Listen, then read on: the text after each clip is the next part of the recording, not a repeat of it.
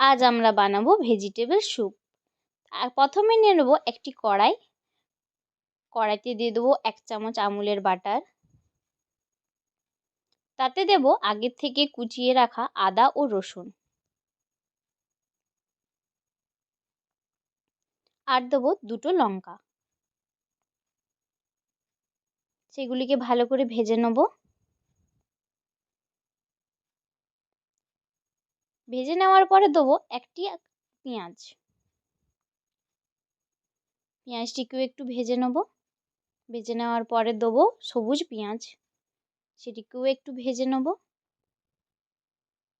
তারপর দেবো গাজর, বিনস, মটরশুঁটি আর ক্যাপসিকাম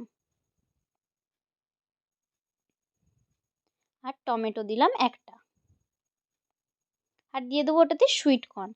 তারপর সেগুলো একটু ভেজে নিয়ে দিয়ে দেবো 1 মগ জল সিদ্ধ হওয়ার জন্য। সিদ্ধ হওয়ার আগে আমরা দেবো নুন, গোলমরিচ আর একটু বিট নুন দিয়ে ওটাকে ঢাকা দিয়ে সিদ্ধ হতে দিয়ে দেবো 5 মিনিট। সিদ্ধ হয়ে গেলে দেবো এটাতে গুলোনো কর্নফ্লাওয়ার আর ধনেপাতা। হয়ে গেল আমাদের রেডি স্যুপ আজকের।